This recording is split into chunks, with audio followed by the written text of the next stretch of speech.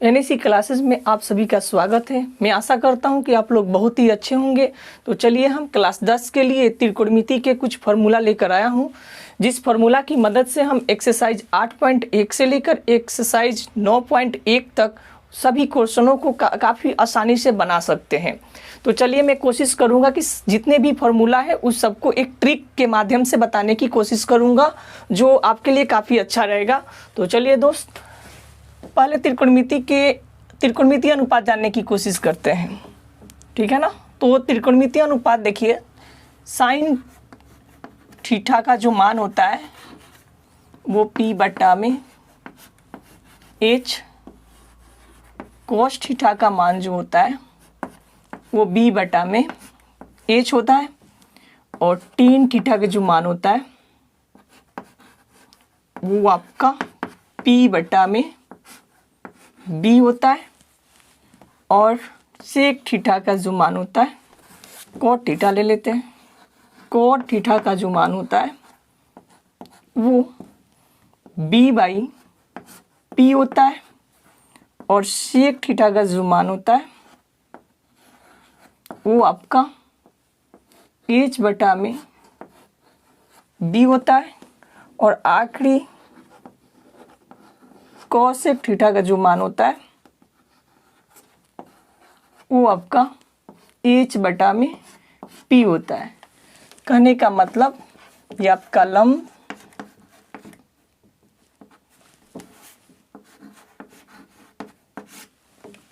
ठीक है, ये आपका लंब हो जाएगा, ये आपका कर्ण, फिर ये आपका आधार हो जाएगा, ये आपका कर्ण, फिर ये आपका लंब, फिर ये आपका आधार, फिर ये आपका आधार, फिर ये आपका लंब, फिर कर्ण, आधार, फिर ये आपका कर्ण, और ये आपका लंब। ठीक है, तो आखिर समझते हैं लंब क्या होता है, कर्ण क्या होता है, आधार क्या होता है। तो आप यहाँ पर एक फिगर देख रहे होंगे, ये समकोण त्रिभुज में, ठीक है ना, एक समकोण त्रिभुज के अंदर हम लोग क्या करते हैं, क्लास 10 के लिए समकोण त्रिभुज में ही जितने भी क्वेश्चन होता है त्रिकोणमिति का उसमें सॉल्व करते हैं, ठीक है ना। तो ये समकोण त्रिभुज में आप जो देख रहे हैं, जो 90 डिग्री का जो कोण होता है, ये आपका कर्ण है,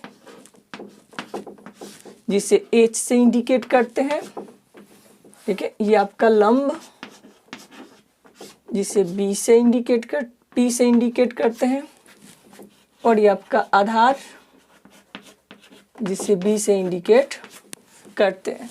ये आपका A, B और ये आपका C है। तो जो 90 डिग्री के सामने वाले जो भुजा होती है उसे हम कर्ण करते हैं। कर्ण जो होती है ये दोनों भुजाओं से क्या होता है, बड़ा होता है। कर्ण, आधार और लंब से क्या होता है, बड़ा होता है, ठीक है। और लंब किसे कहते हैं, तो कर्ण और आधार को छोड़कर जो तीसरी भुजा होती है उसे लंब कहते हैं। और फिर आपसे कोई पूछे कि आधार किसे कहते हैं, तो कर्ण और लंब को छोड़कर जो आपकी तीसरी भुजा होती है उसे हम क्या कहते हैं, आधार कहते हैं। तो मैं बताने जा रहा हूँ 8.1 के लिए, ठीक है ना। आपके जो NCERT के बुक है वो एक्सरसाइज 8.1 के लिए ये फार्मूला हम लोग क्या करेंगे, यूज करेंगे। तो चलिए देखिए फार्मूला कैसे ट्रिक से याद करते हैं, ठीक है ना। आप देखिए साइन जो होता है ना, साइन जो होता है वो कॉसेक का क्या होता है, उल्टा होता है, ठीक है ना। और कॉस जो होता है, ठीक है, कॉस जो होता है वो सेक के क्या होता है, उल्टा होता है।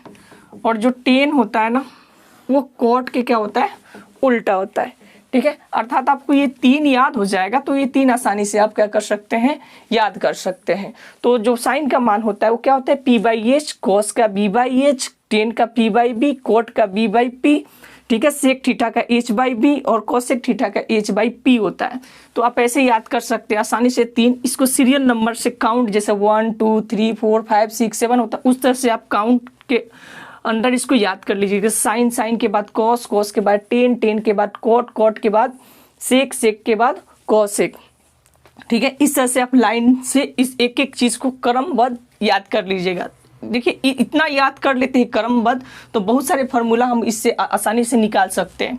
तो इसको याद करने का तरीका, जैसे बद्री, पंडित, प्रसाद, हरि, हरि, बोल, मतलब ये याद हो गया। तो इसी को विपरीत यानी उलट देंगे, जैसे बद्री, पंडित, देखिए यहाँ पर पंडित, बद्री, प्रसाद, हरि, हरि, बोल। ठीक है, इसी को क्या कर देंगे, उल्टा कर देंगे। ठीक है, तो ये आपका कोट का, सेक का, कोसेक, थीटा का भी याद हो जाएगा, यानी साइन, कोस, टेन का याद हो जाएगा, तो ये भी याद हो जाएगा। या आप वैसे नहीं करना चाहते तो इस देखिए, पाकिस्तान भूखा प्यासा है, हिंदुस्तान हरा भरा है, देखिए निकल जाएगा। जैसे फिर एक बार और देख लीजिए, पाकिस्तान भूखा प्यासा है, हिंदुस्तान हरा भरा है, इसी को उल्टा कर देंगे तो कोट, सेक, कोसेक, थीटा का मान आपको याद हो जाएगा। फिर यहाँ पर इसको ऐसे याद कर सकते हैं, लाला आम लाया, कच्चा कच्चा आम, इसी को उल्टा कर लीजिए। फिर देखिए ऊपर क्या आपको लिखना है, लाला आम लाया, कच्चा कच्चा आम। ठीक है, उसको उल्टा कर देंगे तो ये याद आपको आसानी से हो जाएगा। तो चलिए इसकी मदद से हम लोग क्या करेंगे, बहुत सारे और फॉर्मूला हम लोग निकालने की कोशिश करेंगे। तो चलिए दोस्त आगे देखते हैं। बस आपको याद रखना है कि साइन के उल्टा कोसेक थीटा होता है और कॉस के उल्टा सेक थीटा होता है, टेन के उल्टा क्या होता है, कॉट थीटा होता है। बस बाकी सब आसानी से कर सकते हैं। तो यहाँ पर देखिए साइन थीटा का उल्टा क्या होता है, जैसे कि मैं वो छेठो फार्मूला था, तो यहाँ पर मैं इसके नेक्स्ट वाला फार्मूला निकालने के लिए कोशिश कर रहा हूँ। जैसे कि एक उस फार्मूला के बात ना करूँ तो साइन थीटा का उल्टा क्या होता है, तो साइन थीटा का उल्टा होता है कोसेक थीटा होता है, और इसकी वैल्यू क्या हो जाएगी 1। देखते हैं कैसे, क्योंकि साइन का मान होता है p/h और कोसेक थीटा का मान होता है h/p। ठीक है, तो ये इससे कैंसिल है, इससे कैंसिल, इससे कैंसिलाइज हो जाएगा, क्या बचेगा आपका 1। ठीक है ना, तो sine theta into cosec theta बराबर क्या होता है 1। ठीक है, अब इसकी मदद से हम और देखिए जितना पद होता है उतना फार्मूला 1 2 3 पद है ना, 3 फार्मूला हो गया। तो फर्स्ट फार्मूला हो गया, फिर यहाँ पर हम कोसेक थीटा का भी फार्मूला क्या कर सकते हैं, निकाल सकते हैं। तो कोसेक थीटा का फार्मूला हम लोग निकालेंगे, तो कोसेक थीटा बराबर ये 1। इसका रिलेशन क्या है, तो गुना में ये टूट कर आएगा तो नीचे क्या हो जाएगा आपका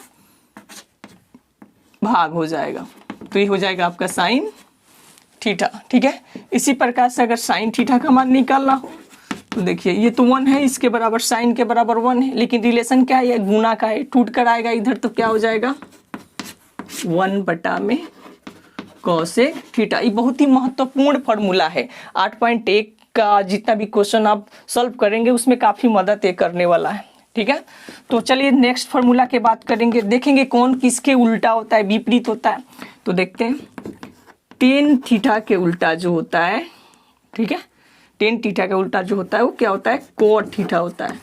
अब देखिए टेन का मान होता है p/b और कोट का मान क्या होता है b/p।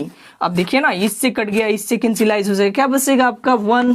तो हम इसके बराबर क्या लिख सकते हैं, 1 लिख सकते हैं। फिर ये मल्टीपल का रिलेशन है, तो ये कोट थीटा बराबर 1 और यहाँ पर देख ले गुना का सिंबल से ना, गुना का रिलेशन जो टूट कर आएगा तो भाग में हो जाएगा, तो ये आपका हो जाएगा टेन थीटा।